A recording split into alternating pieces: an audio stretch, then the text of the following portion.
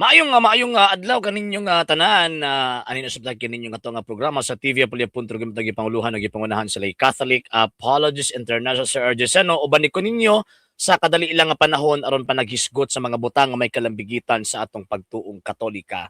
So, yon nga subaybay ko ninyo uban ni ninyo sa kadali ilang nga panahon sa kadali ilang nga mga gutlo aron na tagaan na natitagaan og tawag ining pagtagad nga mga punto ug mga butang nga kinahanglan natong tin-awon ilabi na nga naay koneksyon sa atong pagtuong Katolika. And sa dili pa ko magpadayon, magpasalamat una ko sa mga igsoon natong mga Katoliko nga kanunay nagatabang, nagasuporta sa atong programa. Pinagyan nila Sir Ronald Escalera and family, Sir Romeo Nodian family, Sir Robert Avila and family, Sir Michael Roger Uy and family, Sir Denso Sevillas and family, Sir Emmanuel Papas and family, Sir Ray and Ma'am Sheng Hernan and family, Sir Tupi Galimit and family, Ma'am Berden Lapera and family, Sir Jeff Atienza and family, Sir Jerry Alacre and family, Sir Jubila Sia and family, Sir Rizali and family, Sir Remiliones and family, Sir Edmondo Esteban and family, ug sa tanan nga nagataban nagasuporta pagkahuman wala nagapalitok sa ilang mga pangalan, daghan king salamat tungod sa inyong tabang, tungod sa inyong suporta kining ato ang program ani agyahapon dinhi sa social media. Ug ampil lang nagkinahanglan gihapon ta mga sir ug mga ma'am sa inyong tabang suporta kay lagi wala mi mahimo dinhi mga sir ug mga ma'am kung wala ang inyong tabang ug inyong suporta. Sa gusto mo tabang, sa gusto mo suporta, pwede ninyong ipadala inyong tabang suporta pinagis mga account numbers kung nako sa mga screens kana nagadagan nga information ug pwede sab mo mag-message sa atong page kung via remittance ang inyong pagpadala. Daghan kaayong salamat in advance. Okay, karon di ta maglangan-langan o maglangay-langay naati tagaan nga tawag ining reaction. Actually kini mo mga tawhana manggod basta atakihon nila ang simbahang Katolika. Ang pinakaunang rumbuan nila mao ang mga balaang mga butang o giilan nato mga balaang mga butang nga naa sa sulod sa atong balay simbahanan. So, para makakita sila og tawag ining buslot mo gini atakihon na permanente. Mga ribulto, balik-balik ba kumbaga. Kaya ang naa silang una-una puro gyud ribulto, puro gyud. Musukan pa ba ang ilang una-una tanang ribulto ba sa nas Katoliko Diyos na.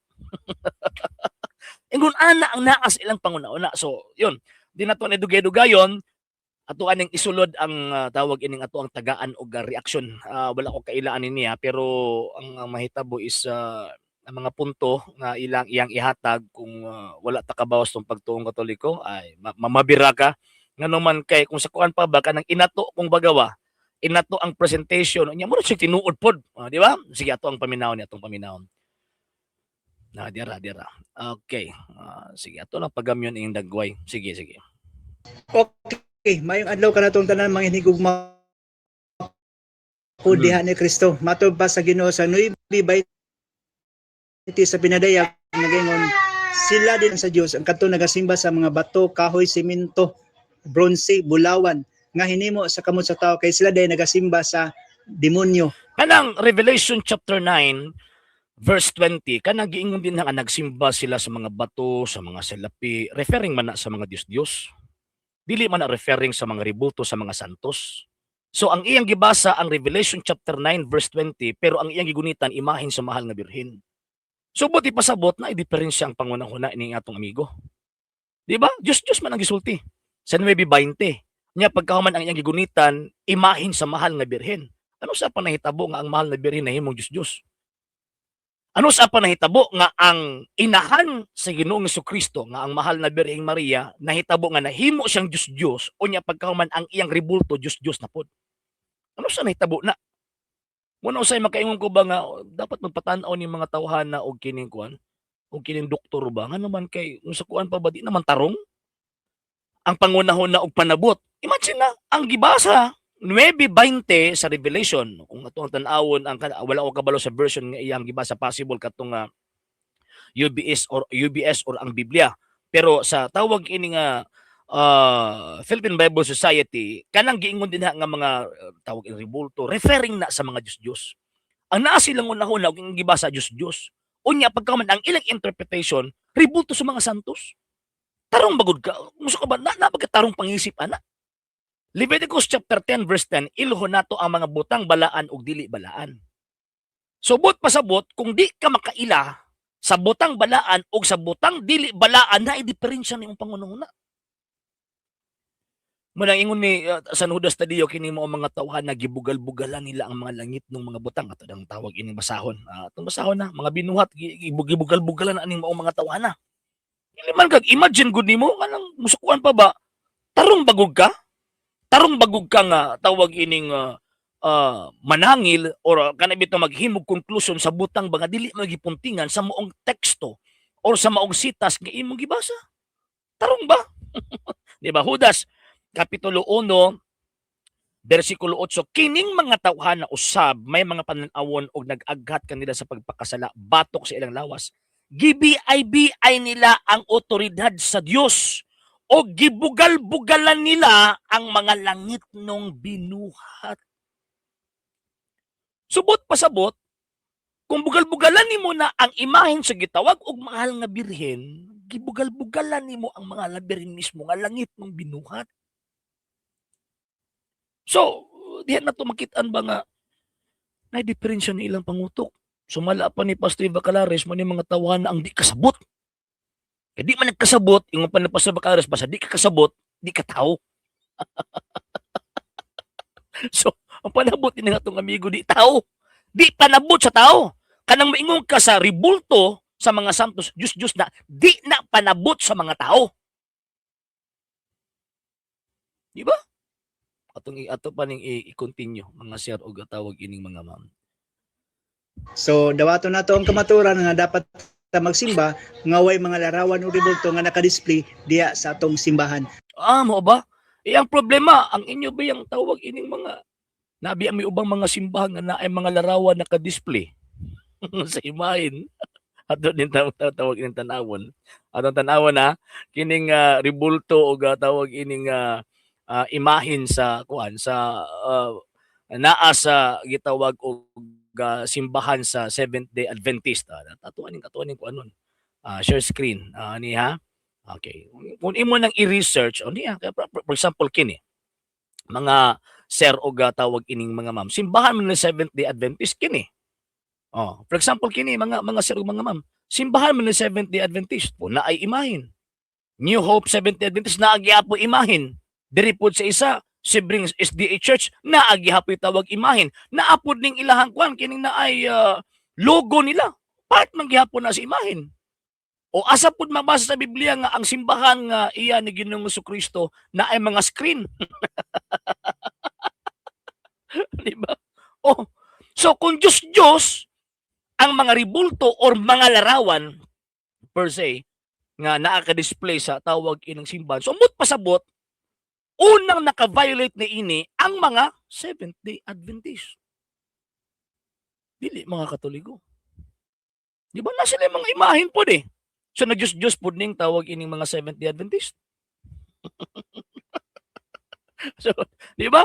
Pero sa Biblia mga sir og tawag ining mga ma'am, ang templo sa Ginoong Dios, kung ato ang basahon ang balaang kasulatan na ay mga larawan. Oy, nga atong basahon na. Basahon na to mga sir og mga ma'am. Okay, kaya sumala pa nila basta naadok kuno sa simbahan, kuan na daw kuno na, tawag ining mga Diyos na daw kuno na. Atong basahon.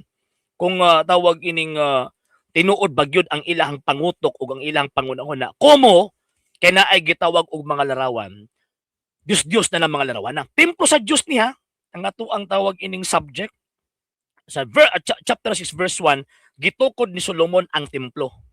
O niya, atong iabante, sa verse 23, so ingon din og didto sa labing balaang dapit, naghimo siya duha ka kirubin. Ribultos kirubin ha? Dito sa balaang dapit, kaya ang templo manggod sa Diyos kaniadto na ni tabil ba? Nya dito sa pinakabalaang dapit, na ni ribulto. Ribulto, sumala sa balaang kasulatan, ribulto sa duha ka, gitawag og duha ka kirubin. Nga kahoyng olibo ha? Duha ka kirubin nga kahoyng olibo. Kanang kirubin na ako na siya, tawag inang gihimo sa kahoyng olibo. So kinulit, og ang matag usa may kahabugon og 4.4 metros. So multiply naman ng 3 sa tawag ining 4, subot pasabot niya na 12 meters. Pataas ang iyang habugon. Kahabugon kataas-on ha, kadako. Ang matag usa ka pako may gitaas-on nga 2.2 ka metros, so mga 6 feet. Ang tawag ining pako, higanti. Dito na sa labing balaang templo ha. So kung ato ang sundon ang pangunahon na nining atong higalang tagak, kining higala nato nga tawag kining gikan sa Seventh-day Adventist nga kalaban kini nilang rebulto sa gitawag mga santos. Kung natuan ning kuanon, kung natuan ning tawag ining paundayunan, subot pasabot, si Solomon naghimog templo sa mga Diyos-Diyos. Kay naa may mga imahen. Kini ha, rebulto gani sa mga kerubin ha. How much more og rebulto sa inahan ni Kristo? How much more og rebulto ni Kristo? Kung insulto gani sa Dios nga rebulto sa kerubin, bugal-bugalan nimo ang anaas templo, how much more ang rebulto og imahen ni Kristo og sa mahal nga birin. Damo gyud ka patid-patiran sa Ginoo ana. Ngano man, iya na ang mahal nga birin. Siya mismo kabubuton sa Dios nga iyahan ang pilion. Sa mutang yang anak pinangna ko kay na niya. Nga himuon ni mong Diyos. Diba? O niya. Okay. Ang matag usa ka pako may gitas-on nga 2.2 ka metros, ang gilayon gikan sa usa ka tumoy sa pako ngadto sa laing tumoy 4.4 ka metros. Subot pasabot ang mga rebulto nga naa sa templo mga higante. Not less than 12 feet ang katas-on. 29, gikulitan niyag mga kirubin palmera o mga bulak ang tanang bungbong ingon man ang gawas og sa sulod nga lawak. Subot pasabot, sa sulod sa templo na ay mga ribulto. Sa gawas pod, naapoy mga ribulto. Di ba ingon sa atong migo? Nga kapag naa daw ta, mag-atubang daw sa simbahan nga nakadisplay ang mga ribulto, gibawal daw kuno na sa Dios. Pinas muna nga pangunahuna nga naman, kung ingon anak mong sundon, ang templo sa Dios kaniadto na ana. Og diha mag-atubang ang mga tao magampo og magsimba sa Ginoong Dios kay according sa balang kasulatan ang tanang mga tao gimanduan nga magsimba mag-atubang sa altar sa Jerusalem. Mag-atubang sa altar sa Jerusalem. Og ang altar sa Jerusalem og ang templo sa Jerusalem mismo na ay mga ribultog na ay mga larawan. Unsa man ang mga larawan nga naa didto sa tawag ining templo sa Ginoong Dios. O niya Ezekiel kapitulo 41 versikulo 18-19. Atong basahon mga sir ug mga ma'am. 17 to 19. Ang bungbong sa templo dito sa sulod gikan sa salug hangtod sa ibabaw sa pultahan gikulitan og mga larawan. Again ha, gikulitan og mga larawan sa templo ha. Diyos pod ni. Ha? Diyos. Sa mga palmira ug sa mga kerubin, ang hulagway sa palmira ug sa mga kerubin nag-ulos-ulos. Matag kerubin may duha ka nawong. Sa mga nawong nga, may nawong sa tao nga nag-atubang sa palmira ug sa kilid ug nawong usab sa leon nga nag-atubang sa palmira sa laing kilid. Kaning nawong sa leon magudrent magud sa kang Kristo. Kasi Kristo ang Lion of Judah. So, but pasabot, ang panabot ining atong ihigalang tagat, wa maom sa nakasulat sa balaang kasulatan. Kay kumo, nga na-ribulto sa sulod sa tawag ining simbahan, Diyos na namang ribulto, og naigo na ka sa Revelation chapter 10 verse 20, pinas mo na nga pangunahuna. Pinas mo na nga pangunahuna. Tinagak ba kung baga? Pero ang tinuod ana, kanang Revelation or gipadayag, Kapitulo 9, versikulo 20, referring na sa mga Diyos-Diyos, dili na referring sa mga imahin sa mga santos o imahin sa mga anghel. 9:20, basahon na to ha. Ang uban nga wala mga matay pinagi sa katalagman, wala maginulo sa ilang dawtang binuhatan. Nagpadayon sila pagsimba sa mga yawa o sa mga Diyos nga mga bulawan sa lapi, plata, bato o kahoy nga dili makakita ni makabati ni makalakaw. Diyos. Way labot ng gitawag og imahen sa mga santos. Unyang gigunitan imahen sa mahal nga birhen. Ano sa panahitabo nga nahimong Diyos ang mahal nga birhen para mahimong Diyos ng iyang gigunitan? Yabag. Last. Sige, last. Simbahan ang Dios pinagi sa espiritu o sa kamaturan. Ay, naturalmente. Okay, may ano ka na itong tanan mga hinigugma ko diha ni Kristo. Mao man na ang pagtuo sa Santa Iglesia Katolika, Apostolika Romana nga simbahon ang Ginoong Dios pinaagi sa espiritu ug kamatuoran mo ta magsimba mi. Nga may amahan namo nakas langit. Ginami man ng Katoliko nga amahan namo ginipilit ka ng larawan. No, gilansang ka ng larawan no. Di na pag-ampos Katoliko. Di na pagsimba dilingon anang pagsimba sa Katoliko. Kunya sa diha mag-ampo may mag-atuba may mga ribulto kay daghang mga reasons. Nganong naa may mga ribulto sulod sa templo. Sulod sa simbahan. So tungod sa hinungdan nga kanauna pagpadayag ang kana balay sa Dios. Ikaduhang hinungdan siyempre kung balay na sa Dios gid dekorasyon nang na mga dekorasyon nga mga kana bitong mga butang nga naay kalambigitan sa Ginoong Dios. Sa Old Testament mga anghel, sa New Testament kini mga taong balaan. Mga heroes of the faith na asulod ana especially sa ribulto sa iyang pinangga nga anak og sa iyang pinangga nga gipili nga mamahimong inahan sa iyang anak nga mao ang mahal nga Birheng Maria. O ginaysagad. So, number one, pagpadayag sa templo sa Dios. Number two, pagpadayag kana nga tawag ining kanang mga naay kalambigitan sa Dios. Kanang mga ribulto nga na girepresentahan na sa mga personahe nga naay kalambigitan sa Ginoong Dios. Number three, pamaagi na sa pagtudlo eh. Kaya magtudlo ang ganing Katoliko na agyud na di gyud na malikayan nga mogamit gyud siya visual aid. Pinaagi ni anang maong gitawag mga ribultuha ginapadayag sa Santa Iglesia Katolika Apostolika Romana implicitly ang iyahang faith. Nga unsa man, for example, makakita tag imahe ni Kristo. Nga gilansang sakos but pasabot na ay pagtulunan ang Iglesia Katolika Apostolika Romana nga giluwas kita sa kamatayon ni Kristo. Yan. Kung makakita tag imahen sa mahal nga Birheng Maria, nagpasabot nga aptong giprofess ang aptong pagtuo nga diya sa balaang kasulatan na ay babae nga gipili sa Ginoong Dios nga mamahimong inahan sa Dios nga mahimong tao. Ngun ana ba? Dili man mga Diyos.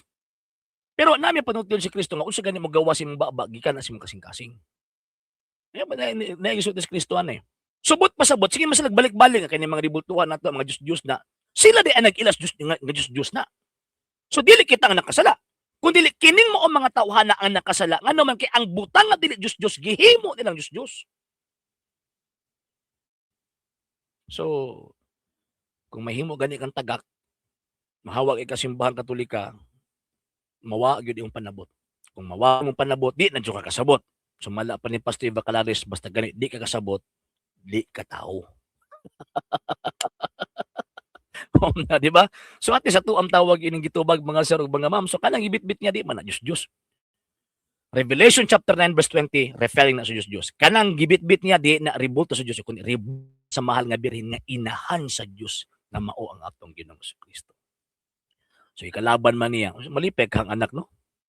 Kung anaon ang imahen siyang anak, siyang inahan, malipek ka ang anak.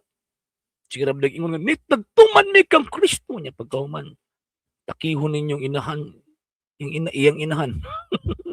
Pagkaumawa. Okay. Sige. So wala pa nakapag-follow sa mga pages, i-follow nyo itong mga pages, RJ Roland Sandro, Second TV, palya.com page, kuya, follow si page, and RJ's Vlog 2022. Uga pwede sa mo mag-send din na og Facebook stars. So sa itong mga channels, sa wala pa nakapag-subscribe, subscribe ninyo nga itong mga channels, Dalay Catholic, Apologies Interest Official, RJ Sandro, Second TV, kuya, Apologies TV, and Barrio Kawayan Religious sa forum. Ug pwede sab mo mag-send din na og super sticker, super chats and super thanks. And magpasalamat una ko sa mga mga Katoliko nga nagatabang nga suporta. Daghan king salamat. Tungod sa inyong tabang, tungod sa suporta kini nga atong program, naglawig gihapon din na sa social media. Og sa buot pang mutabang nga mga igsoon nato nga naay mga generous nga mga kasing-kasing nga tawag ining andam mo paambit sa mga grasya nga ilang naangkon. Ang gustong mo tabang pwede ninyong ipadala yung tabag suporta pinag sa mga account numbers kung nakaroon sa mga screens kung nagadagan nga information o pwede sab mo mag-message sa tong page kung very limitan sa inyong pagpadala. Daghan kaayong salamat in advance. So laing adlaw na po nga ato ang pagtubag ining atong higalang tagak. And hopefully pinaagi na tong programa daghang mga Katoliko malig-on silang pagtuo makalahutay sa pagupot sa pagtungilang gihuptan hangtod sa ilahang gitawag og kamatayon. Ikaw na lamang sa mga Pure TV po na po itong ipanguluhan ng ipangunahan sa Lay Catholic Apologies International sa kumakabalan sa LCS na mga Katoliko na kasubaybay, nagkataban, nagkasuporta sa programa, kininyong ubos nga lagat isusupag tong Katoliko Sir RJ sa temporaryong manamit yung mingon, Ecclesiam Servire at Fidem Catholicam Defendere. Maayong nga adlaw yung tanan, Ave Maria, Viva Cristo Rey.